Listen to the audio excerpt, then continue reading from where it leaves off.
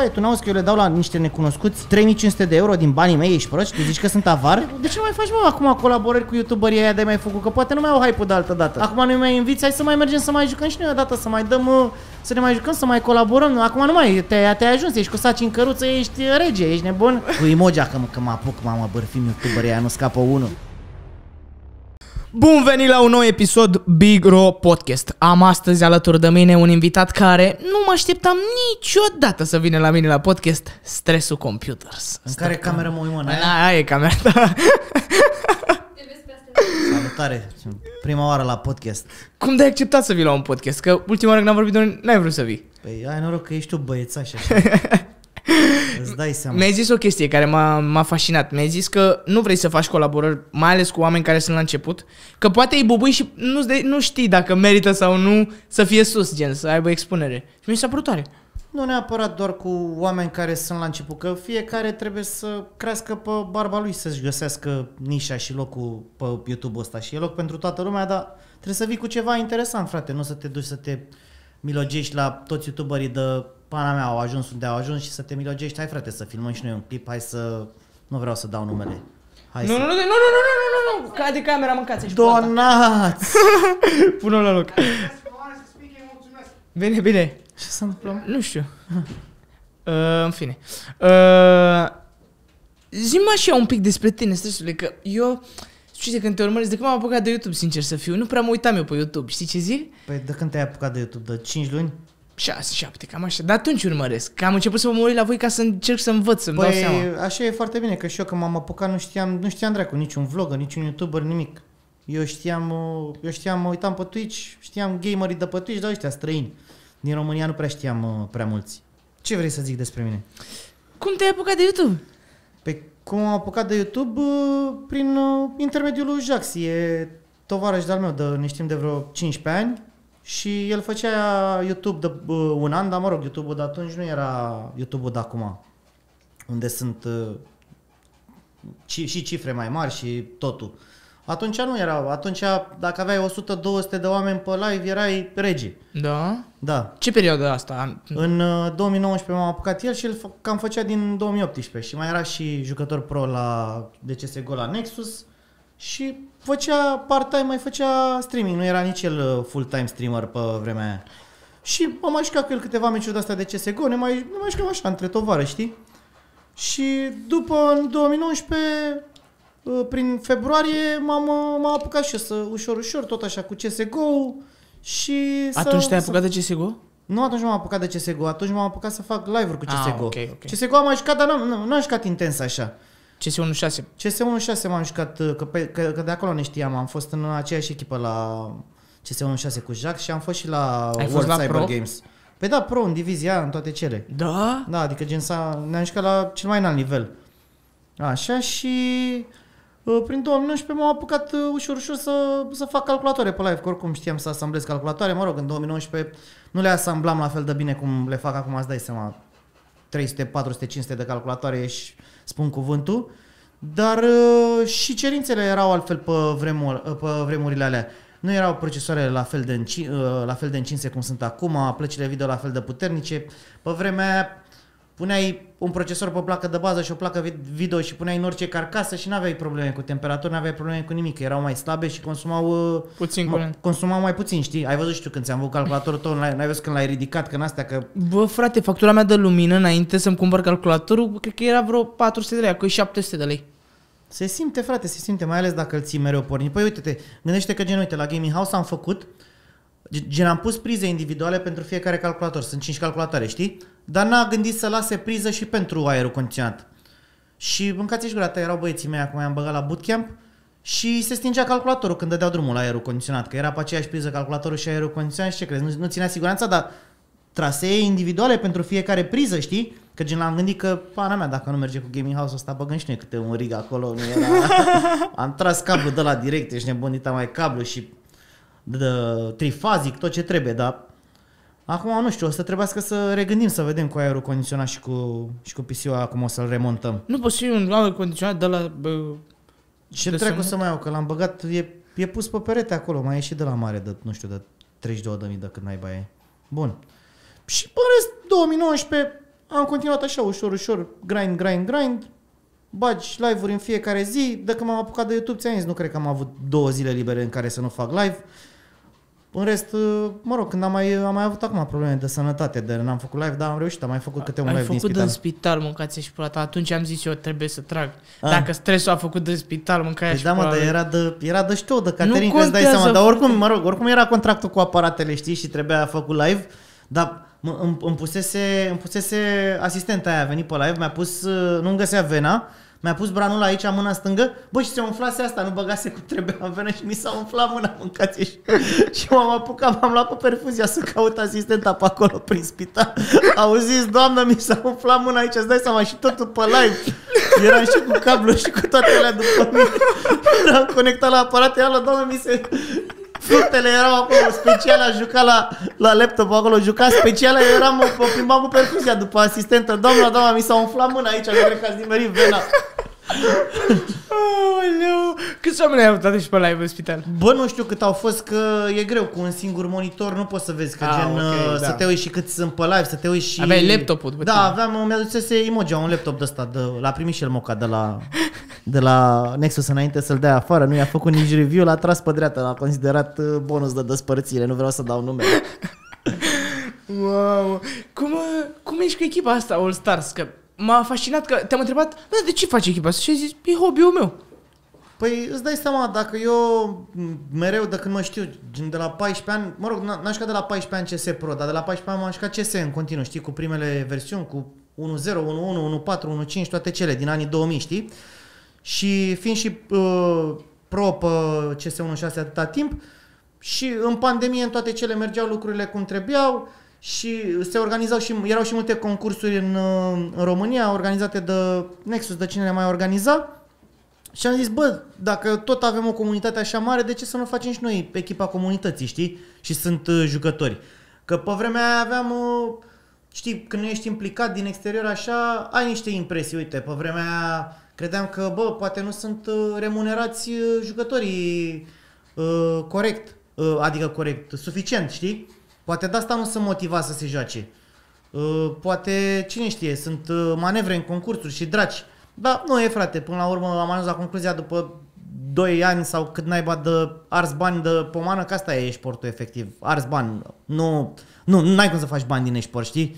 Doar dacă gen te ramifici la modul și cu influencer și cu toate cele și mai ai și o imagine imaculată, care e departe de noi, imaginea asta imaculată. Și pana mea, problema până la urmă e în atitudinea și motivația jucătorilor, frate, înțelegi? Tu poți să încerci, uite, din iunie anul trecut am avut buget de salarii de minim 3.000 de euro pe lună, 3.000-3.500 de euro pe lună, știi, buget salariar. O groază, gândește-te și tu să dai de la tine, mă rog, de la mine, de la Abarate, să dai în fiecare lună 3.500 de euro și același lucru pus la dispoziție, coach, uite, le-am făcut și gaming house, bootcamp-uri, da, chiar plătite de toate și n-am avut aceeași echipă 2 luni de zile. Mereu se certau jucătorii între ei, se dădeau afară unii pe alții. Avut acolo un lider care să-i coordoneze pe ăștia, nu coach. Bă, și coach, și manager, gen oamenii chiar s-au ocupat, dar așa sunt românii, frate, ei nu vor să dea grind împreună. Și știi cum mai sunt românii la CS-ul ăsta? Gen vara nu mai au chef de Counter niciunul, că vor și să se distreze, să se evenimente, să se... Mai mergem la un festival, mai mergem la așa... Nu prea... Iarna, da, iarna mai bagă grind, cum să nu? Hai, frate, dar gen până de Crăciun. Și păi ni s-a întâmplat de 2 ori, frate, am prins SA Advanced, e o ligă de asta, gen destul de bunicii, că ne batem cu echipe din vest care, ce dracu, erau unii, aveau clipuri pe YouTube, acolo aveau gaming house direct mare, garaj, ești nebun, zici că era garajul de la PC Garage. Și aveau gaming house cu toate cele și noi ne băteam cu ea, gen în aceeași ligă. Echipe din vest care au fond de salarii de 10.000 de euro, de au analiști, au coach, au mental coach, au antrenori sportivi, mental coach la mental coach și toate cele, înțelegi? Adică dita mai staff-ul, super bine organizate. Că tot așa zicea că acum de recent, nu știu dacă știi cu IME, că s-a calificat la major în finală, știu, știi? m-am uitat la mine. Așa, da. Și gen analistul sau ceva de genul ăsta e tot român. și a venit acum la un podcast recent tot așa pe la UERTI și a zis de genul că problema, de ce n-avem, că toată lumea asta se întreabă, frate, și eu pe jucătorii mei străini, că am făcut și eu câteva interviuri cu ei acum la bootcamp, că am avut un jucător de ăsta suedez cu mai multă experiență și încă un jucător bulgar și am întrebat, bă frate, la bulgari cel puțin, mereu i-am întrebat pe ăștia că am mai avut un jucător bulgar la noi și anul trecut și am întrebat, bă frate, cum voi reușiți, că până la urmă în Bulgaria sunt mult mai puține concursuri decât sunt la noi, știi? Și le-am zis, bă, cum reușiți, ești nebun? De ce? Că Bulgaria au avut echipă, frate, au avut echipă top 20, top 30, rezultate super bune. Au câștigat turneu de vreo $500.000, au jucători care joacă în străinătate, în America, de sunt plătiți cu milioane de dolari în scena din America, înțelegi, la echipe mari, la EG, la de-astea. Și cum? Și până la urmă se pare că diferența o face atitudinea, frate. Mi-a zis jucătorul la bulgar, păi frate, noi dacă aveam condițiile astea la noi, gen bootcamp-ul și toate astea cum gaming house-ul, distrugeau. A zis, bă, noi ajungeam lejer top 10, top 20 fără probleme. Dar noi care nici măcar nu reușim să ne păstrăm un roster stabil. Și așa a zis analistul ăsta de la Gamer Legion, care e român, a zis, bă, e 50-50. 50 partea de organizare, că nu suntem foarte bine structurate, organizațiile astea din România, mă rog, organizațiile care dracu mai sunt, ești nebun, că în afară de Nexus, care sunt de atâția ani, cred că cea mai longevivă acum suntem noi, care tot am avut echipă și am avut și am participat în mod constant, am avut jucători, am participat în toate concursurile pe unde am fost invitați, așa. Și gen, bă, câtă structură, mă, mâncați-și gura ta, ce să le aduc? Le aduc... Bă, le-ai făcut traiul pe pământ acolo, ești nebun. Mental coach, adică trebuie să te descurci și cu ce ai, că până la urmă nu joci, ești nebun, nu te duci să te joci cu G2 și cu primele organizații, joci tu acolo la tier 3. Mai întâi fă tu grindul, reușește și tu să câștigi niște concursuri de genul ăsta și după aia poate dacă ai rezultate internaționale, poate ne mai dezvoltăm într-un fel, dar mai mult de un coach, un manager, ce să aduci? N-ai nevoie de atât, că trebuie, până la urmă trebuie să-ți dezvolți tu skill-ul individual. Că uite, i-am ținut de 3500 de euro, i-am ținut buget, i-am plătit un coach vreo 10 luni de zile, un coach care a câștigat cu o echipă de bulgari, un coach ucrainean, și o cheamă, care a câștigat cu echipa asta de bulgari, a câștigat turneul ăla de $500.000, de ți-am, știi? Și omul a lucrat cu fiecare în parte, dar ce să lucrezi, că în ultima vreme nici nu mai ascultau, știi? Și a zis ăsta, bă, serviciile mele nu mai sunt necesare aici, din moment ce băieții ăștia nici nu mă ascultă ce le zic, păi degeaba vorbesc cu ei, știi? Deci problema e, până la urmă, tot la jucători și în general la români, așa, mentalitatea de români, știi? Cred că sunt pe modul, hai că păcăliși nu e salariu, ești nebun. Da, eu din ce am văzut, că m-am urmărit, știi, de fapt, uite, am greșit și de când te urmăresc eu am fost acolo odată pe un live și n-am început live-ul până nu ne-am uitat la tine. Voi acolo neapărat să uite la tine la live când te certai atunci cu Nexus. De era... Ce s-a întâmplat atunci? Că eu n-am înțeles nimic. Știu că poate nu mai trebuie să vorbești despre asta, dar... Bă... Așa în mare. Sincer, ți-am zis, au fost... depinde care, că au fost mai multe jihaduri. Că ăsta ultimul, cred că n-am, cred că a mai fost vreunul. Cu lanul la cort? Au fost mai multe, dar per total, ideea că oricum am întâlnit aseară cu ei și am vorbit, că am ajuns la concluzia după un an că eu gen m-am certat degeaba cu ei. Că nu Nexus erau efectiv problema, că la fiecare lan la care m-am certat cu ei, și de ce m-am certat cu ei? Fiindcă niciodată n-a ieșit niciunul, gen, eu eram prieten cu ăștia de la Nexus, știi? Adică mai apăream la ce transmisii mai făceau ei, la ce concursuri mai organiza Jax și eram prieten cum ar veni, știi? Și m-am apucat să mă iau și de ei turneele la care ne-am certat, de la care au pornit marile scandaluri, au fost organizate de alt băiat, de un băiat de la Cluj, știi? Și el era organizatorul și Nexusul era în producție. Ei făceau producția, că sunt printre puținii care fac producție pe eSport în România, știi? Mai ales pe CSGO, așa. Și gen băiatul ăla tot făcea, nu știu, are pranchiună pe mine, ceva de genul ăsta, că când mi-am făcut echipa de CSGO, am vrut să iau doi jucători de la el, știi? Și care și el tot așa furase echipa, se atașase vorbise cu unul, avea o echipă de asta, le dădea 100 de euro pe lună și a zis, hai frate, hai să înscriem echipa X, echipa se numea UDP și numele lui băiatul ăsta din Cluj era CTRL. Hai să facem echipa UDP X CTRL și să finanțăm amândoi să fim co-owneri. Avusese echipa niște rezultate bunicele la REL, la Romanian Sports League, care e gen un fel de finala asta cu cea mai bună echipe. Și l-am sunat, bă frate, gen era tovarășul meu, unul dintre jucătorii ăștia, jucasem la primul an organizat de Jaxi, jucasem în aceeași echipă, știi? Și am zis, hai mă să-l iau pe băiatul ăsta, dacă tot îl știu, am încredere în el și toate cele. Și omul m-a sunat, mă ia la mișto, ești nebun, 200 de milioane. 200 de milioane pentru niște jucători, de ce? Doar le-a pus niște contracte pe masă, care contractele alea n-au nicio valoare. Că gen, el le face contracte tuturor, de chipurile vin la echipa lui. Dar când jucătorul ăla nu mai joacă, știi cum? Uite așa se rup contractele. Doar dacă vrea cineva să plece, să-i cumpere echipele, să-i cumpere jucătorii, atunci invocă contractele. Dar dacă nu mai prestează, că oricum, cât contează un contract, frate, la un jucător de CS?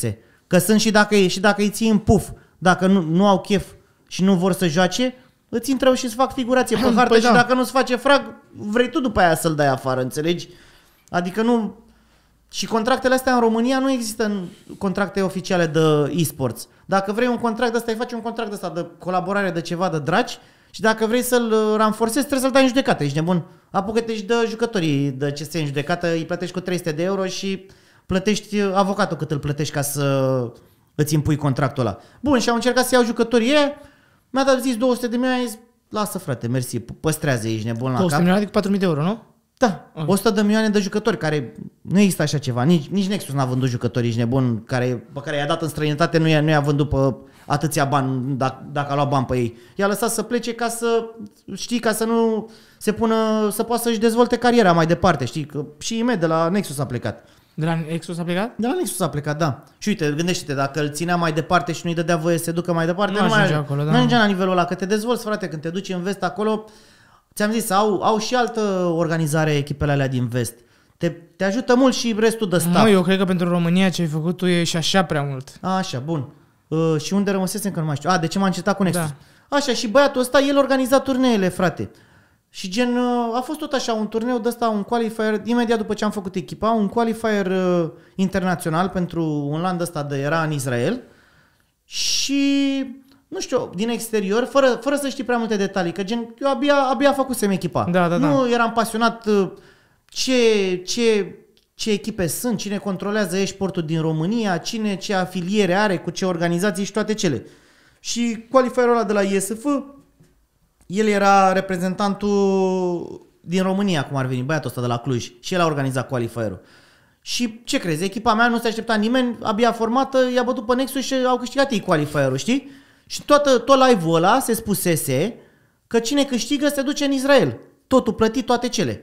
Ce crezi, după ce a câștigat, direct pe față, ești nebun. Nu frate, cine câștigă se mai duce la încă un qualifier, nu se duce direct la Israel. Nu cred. Da mă, direct prosteală de asta pe față, știi? Și gen, îți dai seama. Și după la qualifierul ăla, fii atent, am zis, bine frate, hai, ne-a prostit pe față, da? Oricum am câștigat qualifierul, ne-a prostit pe față. După, la qualifierul ăla, unde jucam cu echipe din Europa, nu voiau oamenii, mâncați-și gura ta, nu era transmis pe nicăieri să vedem echipa cum joacă, nu era transmis pe nicăieri și nici nu voiau să ne dea GoTV-ul, să putem să vedem meciul, știi? Și tot așa, mă rog, ăștia se jură, gen Nexus era în producție și ăla era organizator din partea României, știi? Și îți dai seama, frate, adică bate puțin la ochi, te califici prima oară, zice că nu te mai califici și după când vrei să vezi echipa cum joacă, nu poți să o vezi cum joacă, că stai frate, că trebuia să aplici, trebuia să cerere, trebuia să draci. Și de asta am început să mă cer cu ei, știi? Că din moment ce n-a ieșit nimeni să zică, stai frate, că noi de fapt eram legați la mâini și la picioare și pana mea, dar gen, uite-te cum se vede din exterior, că ți-am povestit ție în 2 cuvinte și ai strigat direct cuvântul manevră. Da. Dar îți dai seama să fii implicat, să bagi bani, să cheltui, că eram 3 investitori pe vremea aia, eu puneam jumate, punea și Conacu și mai era și șofor PC. Gen, eram 3 care le plăteam salariile, am făcut bootcamp direct în prima lună atunci. Gen, s-a investit vreo 5.000 de euro așa, direct în prima lună. Și într-adevăr ne-am atins targetul, dar după, așa, și mă rog, Și când m-am apucat eu să vorbesc cu adminii aia de la ISF de acolo, să le zic, bă, dați-ne și nouă GoTV-ul, eu l-am luat așa cum vorbesc cu străinii. Bro, hello, cu tare, hello. Și pe ăla îmi răspundea obraznic în continuu, frate, ăla de la ISF. Bro, I'm not your brother. Bro, it's not politely to assume we are brothers și de-astea. Zic, mă, ce are mă ăsta? Zic, ce are mă ăsta? Bă, ești bine, frate? Uite, sunt... Și gen, chipurile Ang de la Nexus, el deja vorbise cu ăsta, îi zisese că, bă, o să-ți scrie cineva, un streamer român, o să-ți scrie ca să-i dai GoTV-ul. Dar a uitat din greșeală, a uitat să-i zică cum mă cheamă, înțelegi? Și, bă, au fost multe, crede-mă că nu sunt nebun, nu mă cer niciodată cu oamenii aiurea, știi? Chiar dacă pare că mă cer cu lumea aiurea și nici n-are sens, că ți-am zis. Și ieri am fost cu ăștia și am ajuns la concluzia, bă, frate, oricum, nu ați fost voi. Și asta, de asta m-am certat cu ei, că am zis din start, bă, noi fiind tovarăși și toate cele, îmi faceți de-astea, dar nici măcar gen să ieșiți să ziceți, bă, a avut dreptate nebunul. Că părea un pic manevră, știi? Părea un pic manevră, dar n-a ieșit nimeni niciodată, știi, să zică treaba asta. Mă rog, a mai ieșit Jacques și a mai zis așa pe locuri și au zis aseară și face sens ce zice, că ei nu pot să, din moment ce ei fac producție, ei trebuie să fie profesioniști, frate. Nu pot să iasă să ia apărarea nimănui, să se certe cu nimeni, înțelegi? Ei sunt plătiți să facă un job acolo și ei trebuie să-și facă jobul și să rămână în relații bune cu toți posibilii clienți, înțelegi? De asta n-au ieșit ei să zică, știi? Și eu i-am luat pe toți la grămadă acolo, îți dai seama, ești nebun. Din moment ce îi vedeam pe aia în producție și pe alții îi vedeam organizatori, dar acolo cu peste pupăză știi care a fost? Care? La o lună gen... Și bineînțeles, am retras echipa din meci. Le-am zis, bă frate, pe ce nu... Pentru ce mai jucați, mă, dacă nu ne lasă să ne uităm, ești nebun? Ieșiți dracu din meci și mă rog, am greșit și eu acolo, da, am greșit. Dar oricum ne dădeau forfeit, că după l-am înjurat pe ăla, îți dai seama, când l-am văzut că mă ia la mișto, ești nebun, ne dădea forfeit oricum. Și după o lună a organizat un land ăsta final, la Cluj organizat, în plin COVID, în toate cele. Și nu am dus eu, l-am trimis pe Conacu, că era și el, așa, era și el acționar. Și mâncați-și gura ta, ce crezi că face tot băiatul ăsta de la Cluj? De față cu Ang, îi zice, vezi că îi fur jucătorii lui prostul ăla de stres. Ești nebun? Și era și Imogea de față cu ei. S-a dus Imogea, ești nebun, m-a sunat direct de la WC, bă, coaie, vezi că vrea ăsta să-ți fure jucătorii cu tare. Că nu i s-a părut corect, coaie. Că știa, mâncați și abia formezi echipa, investești cât investești în ei, îți câștigă qualifierul și după se duc ce la Cluj, la turneu organizat de el, în loc să fie totul fair play, pe lângă ce scandaluri au fost pe acolo, că s-au îmbătat ca animalele toți, inclusiv de bețivul ăla nenorocit de Conacu, așa. În loc să aibă grijă de el, a băut de s-a pișat pe el sau au băut toți pe acolo, ești de mână. Au făcut și cu jumătate din ei, au făcut COVID, nu mai zic nimic. A fost circul de pe lume, că de asta a pornit tot jihadul ăsta, înțelegi? Că dacă mă certam eu singur de nebun cu pereții, nu se uita lumea, știi? Și s-au apucat jucătorii să vorbească între ei. Să zică, bă, dar tu de ce, jucătorile din echipa mea, să le zică, bă, dar tu de ce vrei să te mai joci cu ăștia, mă? Că ăștia voiau să te dea afară, ești nebun? Direct acolo, deci gândește-te că era turneu listat la pariuri, că era Super Battle, la Superbet listat turneul, noi câștigasem ultimul qualifier pentru Israel, deci eram primii cotați să câștigăm turneul și am ieșit pe locul 4 de la toată destabilizarea aia. Că îți dai seama că ăștia nu mai aveau chef să se joace când știau, când te duci acolo, te îmbeți în prima seară și zice jucătorul de la Nexus, bă, tu de ce te mai joci cu proștii ăștia, mă, că ăștia voiau să te dea afară, să-l ia pe ăla de la noi, ești nebun? Pana mea, îți dai seama, aruncă cotele în aer și toate cele. Și ăsta colac peste pupăză încearcă ăsta, gen jucătorii mai stăteau să le mai dau un salariu și după să plece să se ducă la ăla, la organizația lui, frate. Deci el de asta ai pățit cu vreun jucător așa? Păi au plecat, mă, după aia au plecat la el. Toți? Au plecat la el, da, toți. În afară de 2 de i-a dat afară, voiau să-i dea afară, toți jucătorii au plecat la el. Adică i-a furat după lanul ăla, ce e de demonstrat? Înainte de lanul ăla, jucătorii jucau la noi, erau cotați cu prima șansă să câștige turneul, după lan, 3 jucători au plecat direct la el. La revedere.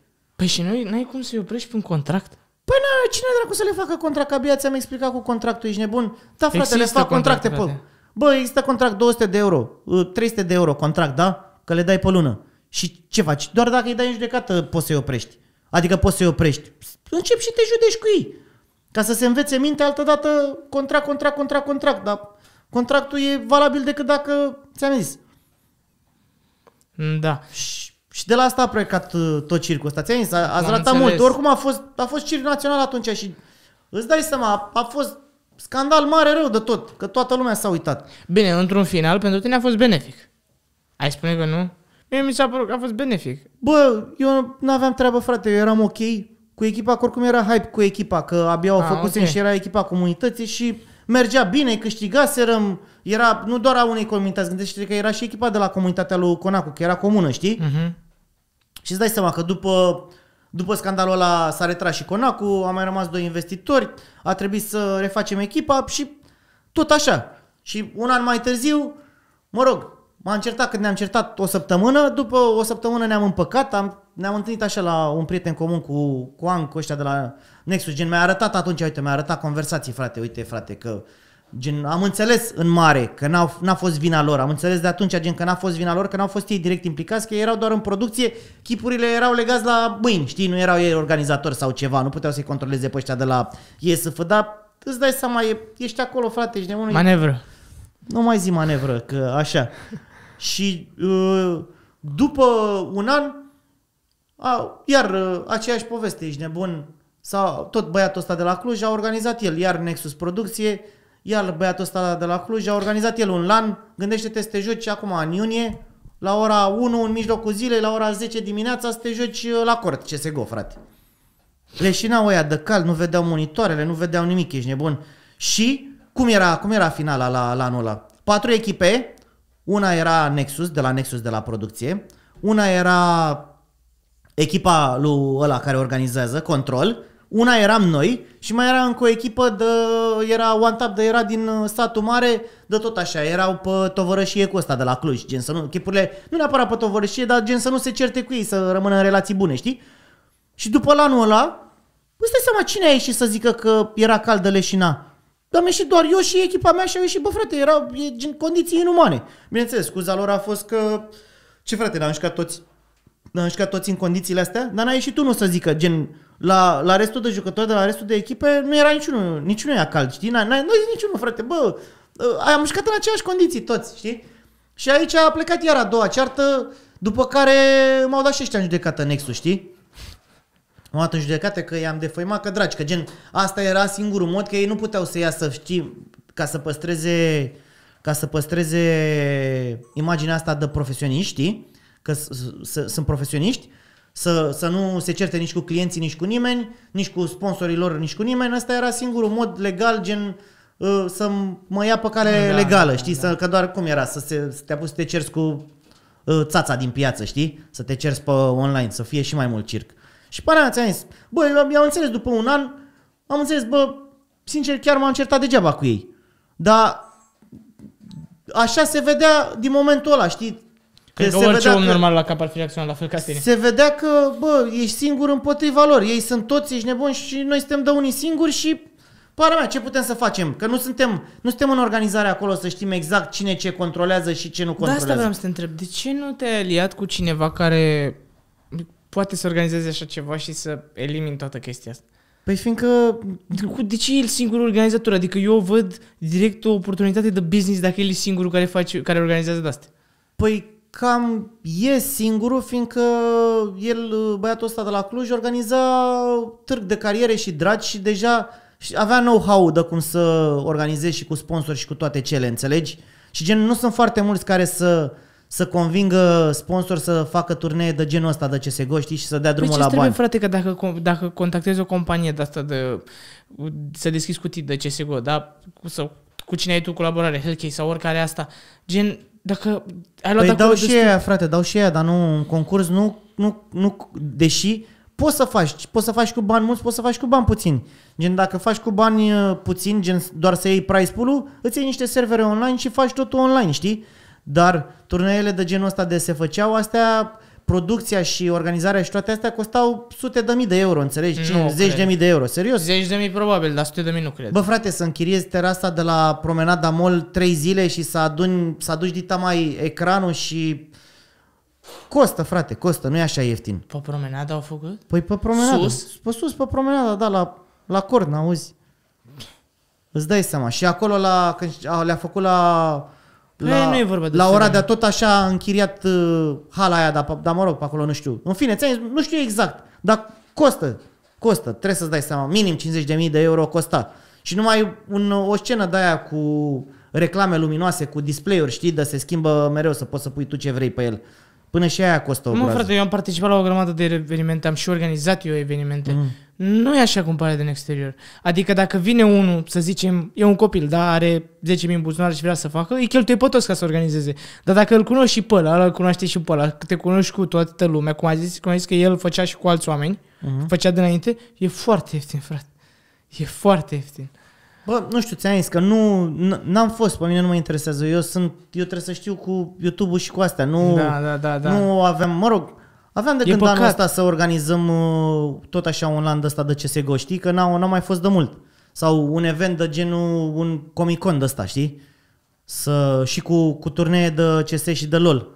Dar, mă rog, m-am luat cu alte alea, cu probleme de sănătate și deocamdată... Acum ești bine? Sunt ok. Ceva sport în viața ta când? Sport, nu știu, m-am apucat recent iar de halbere, mă lăsasem din facultate, dar văd că revin halberele la mine. Cu rezrinichiu. Cu rezrinichiu. Cu rezrinichiu, că bila s-a curățat cu totul, ești bun, s-a scos. Da, sincer, ți-am zis, trebuie genul, mă doare spatele de la atâtea calculatoare ridicate și stând de ce nu mergi la chiropractor? Dar la unul bun, frate. Da, frate, lasă că o să ți-l cer pe băiatul ăla de mi l-ai recomandat tu, sincer. Dar deocamdată nu, stau cam prost cu timpul, știi? Dar trebuie să-mi fac timp și pentru treaba asta. Bă, cel mai important e sănătatea, frate. Că o să ajungi să nu te poți ridica să te pui la scaun. Serios. Că poate degenera, cum zici tu. E groasă cu spatele, sincer. De asta zic.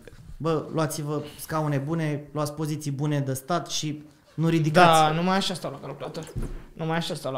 Să mor eu. Păi da, mă, dar ești tânăr, câți ani ai? 22. Da, și fac sport. 22, faci sport, opa. Dă-l, dragu. Nu știam ce se aude. Trebuie să apeși pe on. Gata, avem și lumină de background. Vezi, e bine că el știe, altul n-ar fi știut. Păi și acum cine e în echipă? Acum? Da, cine mai e? Păi cine? Uite, la bootcamp acum au fost 5 jucători și am făcut interviu cu ei și cred că până postăm interviurile mai rămân 2 jucători din toți ăștia 5. Mă rog, 3 deja au plecat. Nu mi-a adus la podcast. Să-i facem și cunoscuți, că dacă... știi care e chestia în marketing? Cine are mai multă expunere câștigă. Poți să fii tu cel mai bun jucător dacă n-ai și expunere degeaba. Bă, sincer, jucătorii mei, prin intermediul meu, îți dai seama că au avut destulă expunere. Nu e de ajuns dacă nu se apucă și ei. Să-și facă puțin branding personal. Bă, să știi că uite, fii atent, când se face cota unui jucător, contează și numărul lui de follower de pe social media, știi? Pe lângă ratingul lui de pe HLTV, gen cât de bine joacă Counter, contează și cât de popular e pe social media. Înțelegi? Bă, acum nu mai am de unde să iau, ți-am zis că nici nu știm ce jucători mai avem exact. Mamă, dacă le-i, lasă-mă, dar nu plătesc eu salariile la toți. De auzi cum am cunoscut cu el. Eram la dimineața vreo 3 așa și mă jucam cu Albert Nebână. CSGO, pac, intră Catmod. Și am rămas eu cu el până la 5 dimineața și discutam. Bă, și am rămas prieten foarte bun. Bă, și când îl văd cât de dedicat e, n-auzi, deci își pune alarma să trezească la 1 noaptea, că atunci joacă cel mai bine. Și stă și să joacă non-stop CS și Face It. Bă, dar știi cât de bine joacă? Doamne, deci m-am uitat, de când am început să urmăresc pe tine, m-am început să mă uit la meciuri de CS. Mai am și colaborare, mă uit la meciuri de CS. Bă, ăsta e altceva, omul ăsta. Bă, poate îți pare așa din exterior, dar e diferență mare între meciurile de Face It chiar și la 5.000 elo și joc de echipă, frate. Da, jocul de echipă contează mult, da. Gen, e diferit, a evoluat foarte mult Counter-ul CSGO ăsta, mai ales în pandemie, când toată lumea a stat în casă și atât au făcut. Mamă, cred că ai bubuit atunci. Ce? Că oameni pe live și totul. Păi a mers bine la toată lumea, frate. Toată lumea avea oameni pe live în pandemie, îți dai seama. Pentru mine nu era... Eu nu făceam ceva altceva, făceam fix același lucru pe care îl fac și acum. Că oamenii aveau timp să uite. Da, acum, atunci se uitau mult mai mulți oameni. Sincer, mie unul mi-a plăcut în pandemie. Era liber și nemânt, te duceai imediat cu calculatoare la curier, luai piese, nu erau mașini pe străzi, îți făceai o împuternicire, da, aia era. Da. Câți oameni ai avut cel mai mult pe live odată? Gen picul, all time high. Bă, sincer, la primul jihad au fost vreo 10.000, Acum, recent, la dramele astea au fost vreo 9500, vreo 8000, dar cel mai mult și cel mai mult pe live am avut la un live caritabil în decembrie de ziua mea, am făcut pentru un vecin de-al meu și pe vremea aia chiar eram tovarăși cu toții, ești nebun, și au venit Jax, a venit Alexa, a venit Conacu, a venit Imoge, a venit Ion Bețivu. La tine? Da, la mine la apartament, nu gaming house. De unde am luat atunci calculatorul lui Mâcava? Da, da. Mamă, tare. Mi-ați făcut gang atunci cu calculatorul de capa. Deschide. Ați venit să furați calculatorul, ești nebun, să moară zilele mele. Nu se mai terminau băieții, au venit 7 băieți să iau un calculator. Păi ce vrei, frate? Dacă ne făceai tu manevră. Hai că vă făceam manevră, ești nebun. Știi ce am observat? Am văzut că ai portofelul prins cu ăla cu bani de elastic. Că nu ai elastic la bani, ai la portofel să-l țină. Păi da, să nu cadă nici cardurile, înțelegi? Ce sens are să ții doar portofelul, nu cardurile? Lasă, frate, cu banii cash, că ANAF-ul lasă, că îți calculează ANAF-ul, mâncați-ți aici, mi-a adunat și numerele de telefon, ești nebun, mi-a adunat și inițiala tatălui, cred că a adunat când a făcut suma aia, dar a scos asemenea sumă, dar se rezolvă. Așa, și atunci, pe live-ul ăla, nu știu, hai mă că trebuie să știi live-ul ăla de s-a făcut Bauhaus, de s-a băgat sabia în scaun. Nu mă uitam. S-a făcut sabia în scaun. Am auzit toate poveștile astea, dar nu mă uitam atunci pe YouTube deloc. Aia a fost gen... Mă jucam LOL. Nenorocire umană ce s-a întâmplat atunci, dar totul, bă, să se distreze oamenii, frate, să râdă de noi cât de proști suntem, cât de bețivi suntem.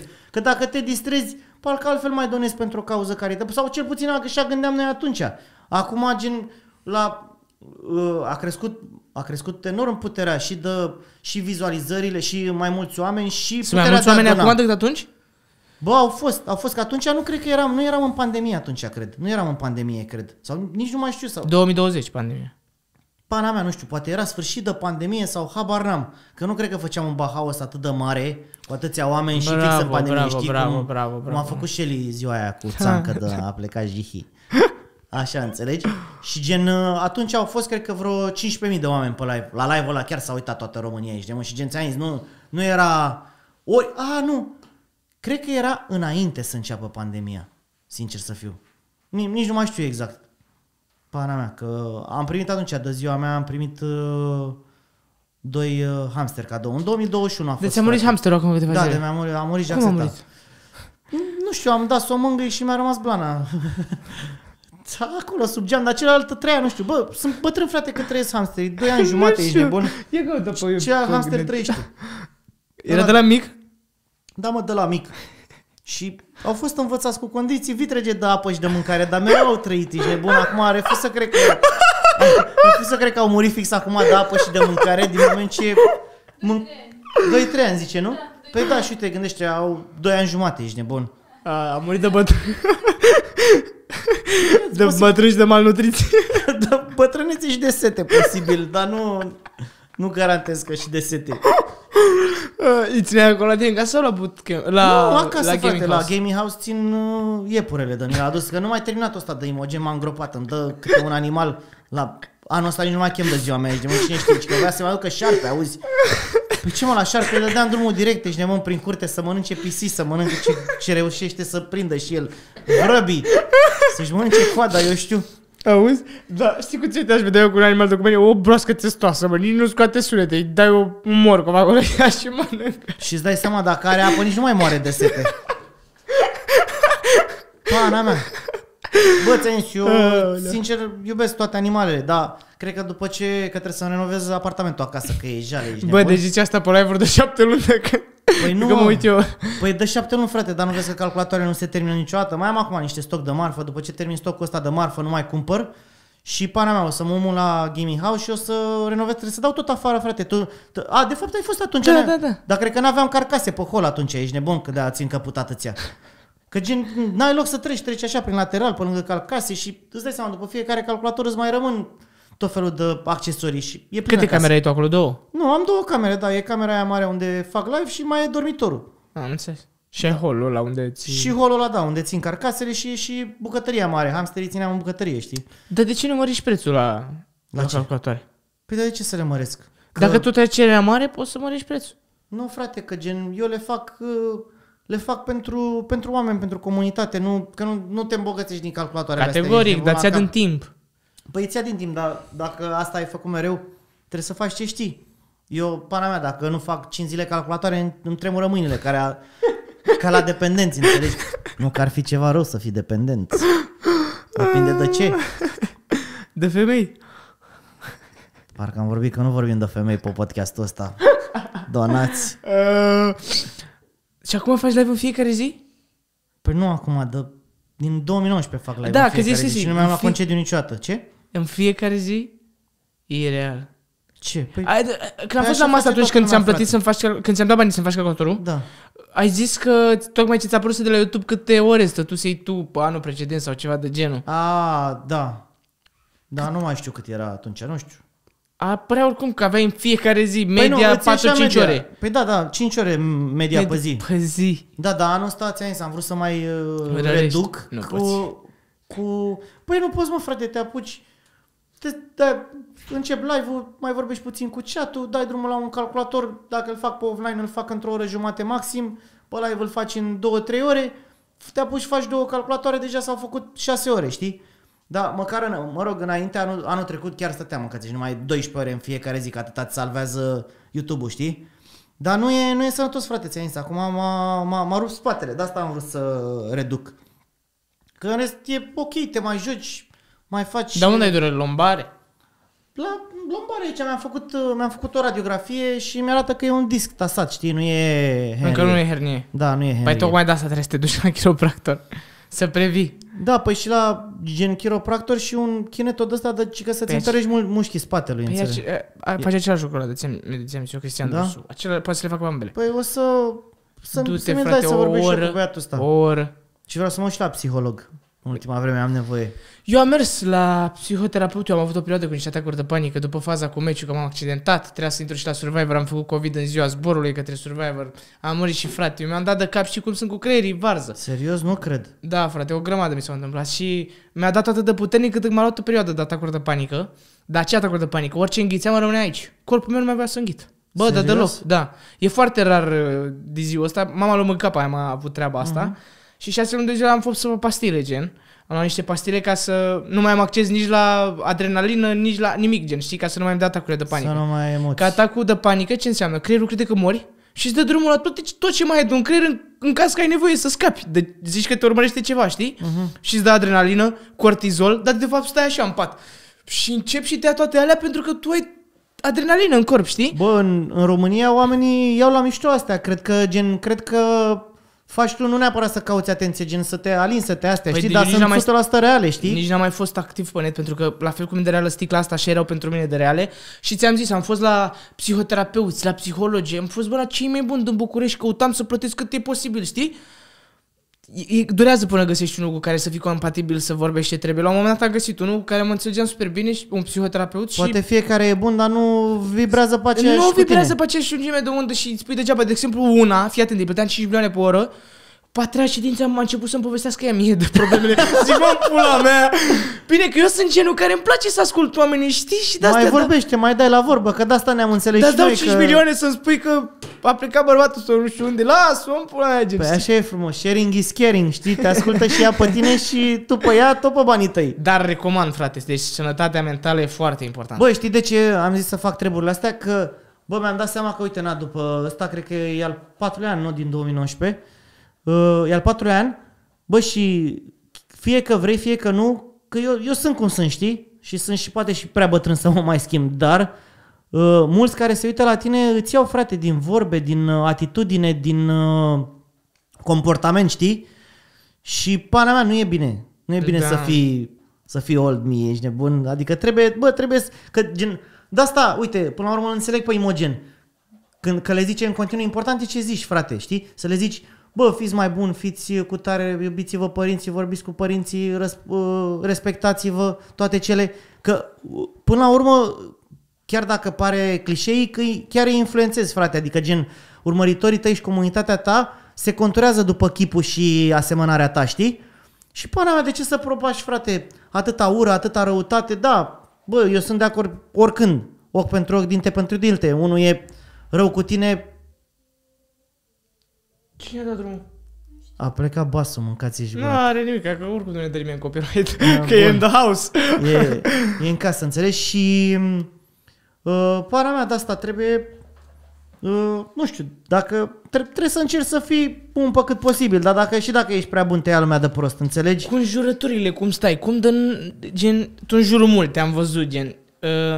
cum te împerezi treaba asta? Că eu după acces, gen, acum că am terminat tratamentul și am acces din nou la toate feeling-urile astea, toate emoțiile, bă, dacă îmi zice unul ceva, oricât de mic, bă, explodez, îmi vine să-l înjur de familie, de tot, de să-mi bag pe măsa, pe bunică sau pe tot, gen, nu știu. Bă, păi, cum la fel eram și eu, frate. Cum te împerezi? Și pe lângă că, gen, pe mine nu mă mai afectează înjurăturile, că și eu, de ce crezi că înjur așa mult? Jucându-mă Counter de la 14 ani, mereu am fost înjurat și mereu am înjurat. Că asta făceai, ce făceai? Te consumai? Am învățat lecția asta, că când eram prin liceu, prin clasa a 16-a, unul dintre cei mai buni tovarăși ai mei, de stat acum tovarăși, îți dai seama, dacă ne știam din clasa așa, m-am dus după el, am luat 3 tovarăși, am luat cu bâtele și am mers după el în liceu. Ia ziceți, mă, care e, la unde învață, ești nebun? Că mă înjura pe net, îți dai seama, mă înjura de morții mătii pe internet, știi? Și am luat 2-3 tovarăși și am mers cu bâta după el în liceu, știi? Și după aia mi-am dat seama, bă, dar stai mă așa, că până la urmă sunt doar niște cuvinte cu aia, nu trebuie să le iei personal, ești nebun? Și dă-i și înjurești tu de morții mătii pe internet, la ce te înjura ăla de morții mătii, îl înjurești tu de morții mătii și care devenea mai creativ, ăla câștiga, gen să faci mișto, care înjură mai Caterinca, să vedem care cedează până la urmă.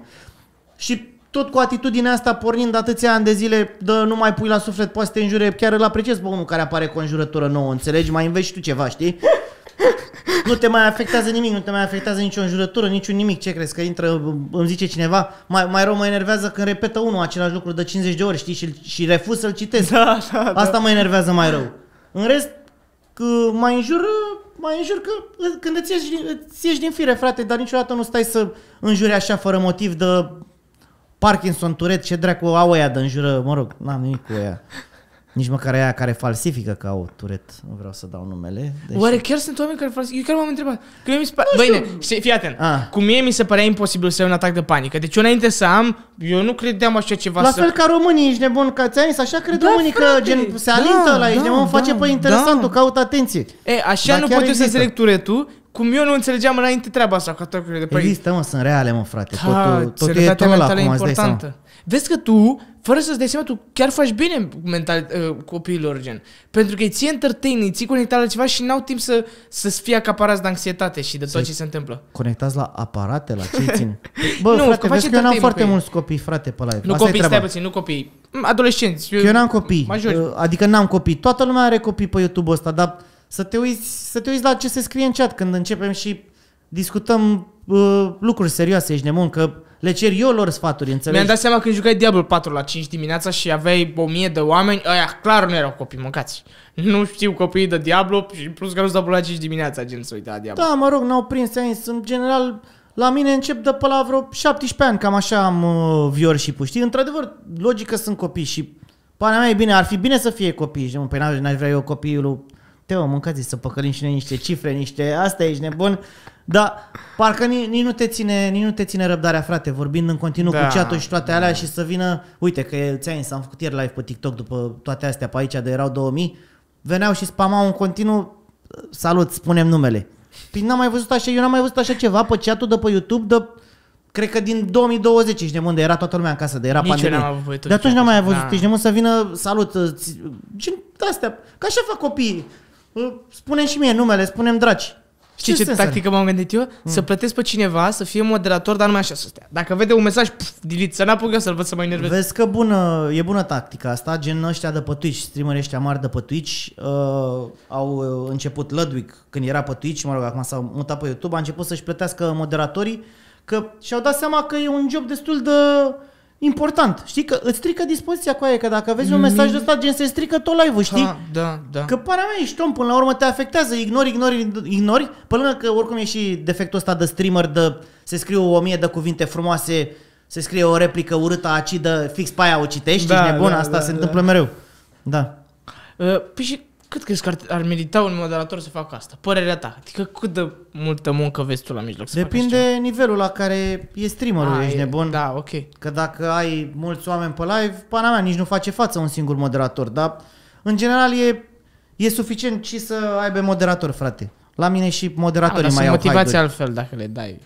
Că și eu am o grămadă de moderator, dar tot apuc să văd. Mai e până o să ajungă România la nivelul ăla, știi?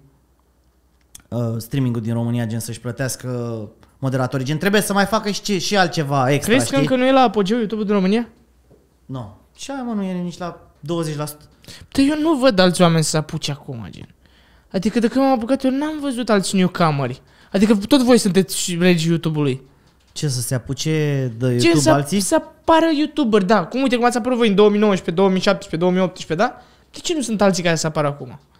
Gen că îi vedeai dacă apăreau, gen. Vedeai cu geana de ei. Bă, sincer au apărut și s-au ridicat destul de mulți. S-au mai ridicat în ultima vreme, fiindcă au făcut content interesant, mă rog, content interesant.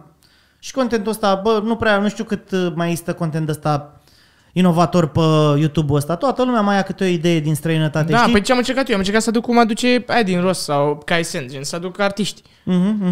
Gen, și-a prins super bine. Am avut cel mai mare live 4.000 de oameni. Pe canal de 20.000 de subscriber, gen, e bine. Cu aparate sau cu ce? Da. Care? Cu cine? Cine a fost atunci? Măgăcap.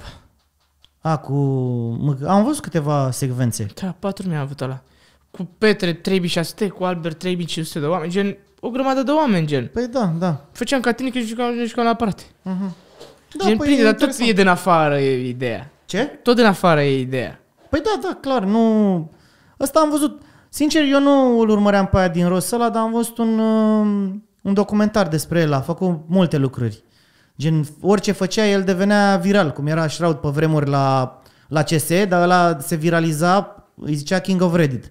Orice fază, făcea în fiecare zi câte o fază de asta, câte un highlight la CS și îl puneau aia pe Reddit și bubuia Reddit-ul, știi? Și din rostul ăsta la fel făcea și el. Dar, nu știu, bubuia pe TikTok, cred că, sau altundeva. Tot așa, aducea tot felul de fete, știi? Da, știu că eu îl urmăream, da. Da, înțelegi? Eu la ea mă uitam în afară. E din așa făcea. Avea un gaming house de ăsta unde... influencer house, na. Unde se adunau mai mulți, el avea camera lui unde îi chema pe ăștia, pe artiști. Îi mai punea să dea un Același freestyle. lucru și cu Kay Senat Kay ăla, Sen, la da. fel, știi? Dar mă rog, Da. îi aducea pe toți trapperii aia din America. Uite, Speed a pornit de la live-ul lui Edin.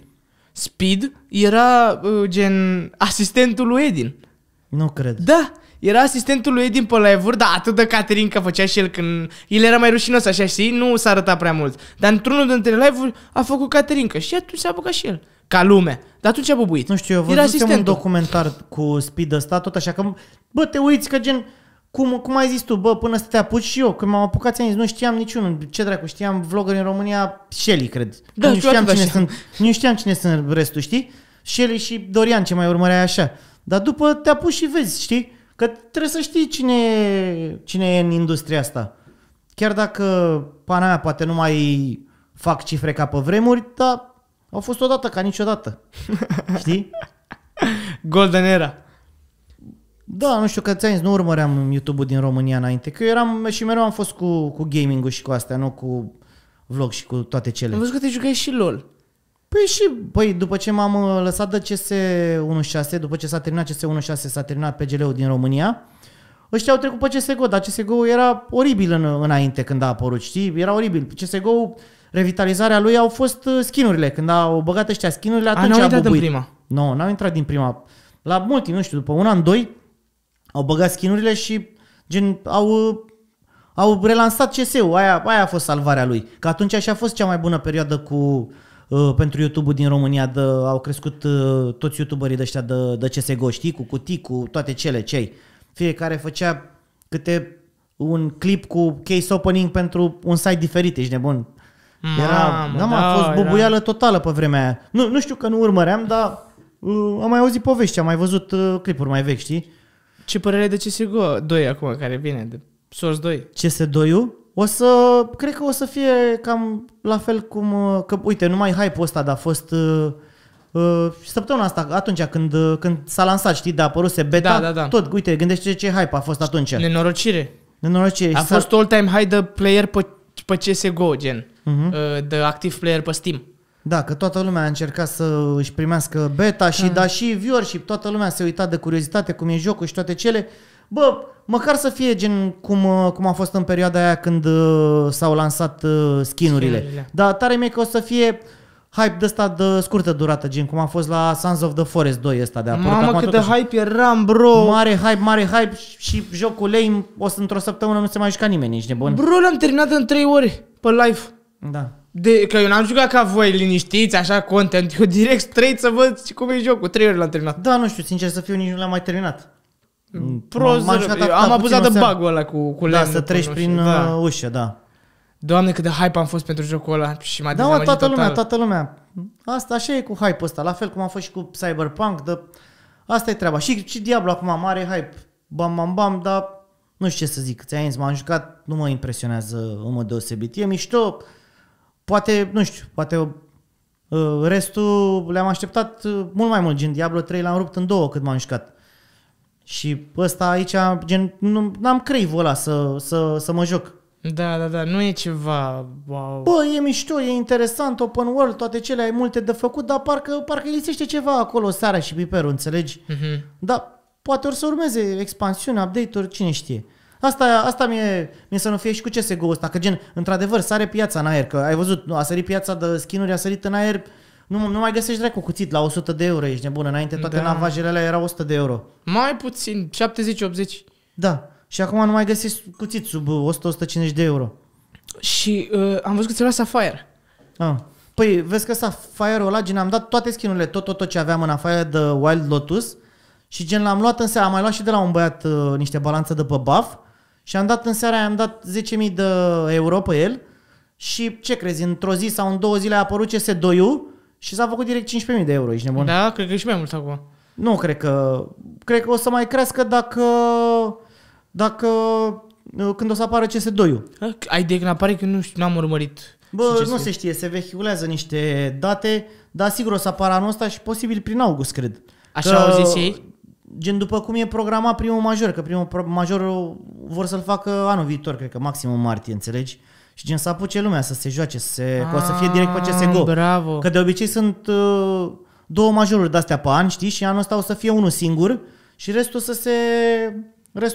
o să apară CS2-ul, știi? Deci ăsta care a fost acum unde a jucat timp... Ăsta e ultimul major pe CSGO, da. A fost ultimul? Da. Ultimul major de CSGO, următorul o să fie direct pe CS2. Știa să aibă timp lumea să joace pe CS2. Îți dai seama, se învețe echipele, o să fie... Ai jucat CS2, nu? Am jucat puțin CS2 acolo. Nu ți se pare alt joc?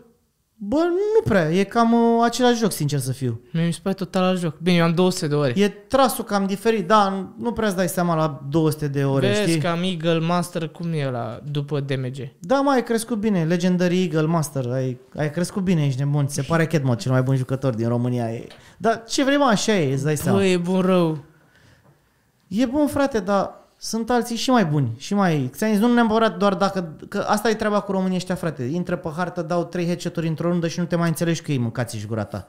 Dar în momentul de față, pe 1.6 poate mai mergea treaba asta, știi? Dacă le dădeai numai în cap la toți. Mă, mie mi se pare că e capabil de teammate, știi de ce? Pentru că dacă el era capabil să asculte de mine cu 200 de ore, de tacticile mele pe care le-am eu cu 200 de ore și le asculta, e clar că dacă unul de 4.000 euro poate să asculte și de un coach sau cu echipierii lui, nu? Da, mă rog, în fine, ți-am zis, dacă vrei, mai plăcere și așa avem locuri la echipă, ești nebun. Eu îi plătesc acolo 500-600 de euro, să gen că trebuie să-i compensezi și pe restul de coechipieri, știi că joacă cu el.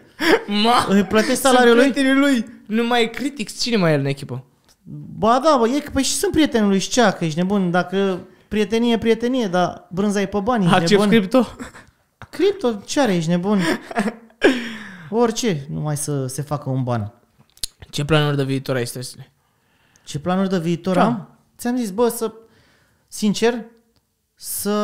să fiu un om mai bun și să mai variem contentul anul ăsta. Ți-am zis, am vrut să fac... Am și filmat am filmat vlogul ăla din Anglia. N-a prins așa binișor, că nici nu prea... frate, când e canal numai de live-uri, nu prea prin vlogurile. Numai live. Am încercat odată. Mă mai și enerva că nu se actualiza un timp real vizualizările cu like-urile și cu comentariile, știi? Ți s-a întâmplat vreodată? Normal, la toată lumea se întâmplă. Pui clipul și nu se... Așa e la toată lumea. În timp real. Și am zis pe al doilea vlog, hai că-l postez pe sec, așa, fără premieră, știi? Fără premieră să urmărești, știi, să fie gen live. Da. Și ce crezi, mâncați? Și ăla, n-am văzut clip mai mort ca ăla aici. Și ce crezi, al doilea clip chiar era cel mai caterincă dintre toate 3. Și am mai filmat acum, am fost la Brașov, tot așa, o idee de asta de Pimp My PC, să le upgradez PC-urile la băieți, la niște abonați. Chiar, sincer, a fost mișto. Nu știu cât de bine am filmat sau n-am filmat, că nu m-am mai băgat la creație, am filmat direct cu iPhone-ul. De ce nu faci vloguri când te duci să le repari calculatoarele la ăștia, la influenceri? Fiindcă nu mă duc să repar calculatoare la influenceri. De ce? Păi de ce să le repar? Păi să plătească, normal. Care o repar la un om normal, care repar la un influencer, e același lucru pentru mine. Și pe lângă că să mă deplasez, gen... Au mai venit, frate, am făcut calculatoare la foarte mulți oameni de pe YouTube. Pe vremuri, deci le-am făcut așa, i-am făcut mi-am făcut lui Jax, lui Alexa, lui Hymen, lui Xcrețu, lui Palaș, lui Paul 2M, mi-am făcut și lui Ganicus, i-am mai modificat și calculatoarele lui Sami, că și le face el singur, dar le-am mai optimizat. Lui Rafa i-am făcut calculatorul, știi? Și pe multe le-am făcut pe live, câteva, uite, Rafa vine pe offline, că nu vrea să facem live, știi? Nu mai vrea să facem live, că s-a degenerat pe acolo, veneau copiii ei, mai înjuram eu copiii lui Rafa, dar veneau după el, știi, și nu mai... Dar e băiețaș. Și pana mea, care influencer și gen sunt în relații bune și am eu o părere bună despre el, mereu n-am refuzat pe nimeni, înțelegi? Mai sunt, îți dai seama acum, că sunt și eu un simplu om, nu pot să-ți placă de toată lumea, înțelegi? Am văzut că scria lumea în cea spama chestia asta, un simplu om. De unde e vorba asta? Păi, din timp în timp, mai scos câte o vorbă de asta care devine virală. Gen, okay. Când vreodată, rataților, știi? Și, nu știu, o repezi de atâtea ori, dar până la urmă devine virală într-un fel sau în altul, înțelegi? O branduiești.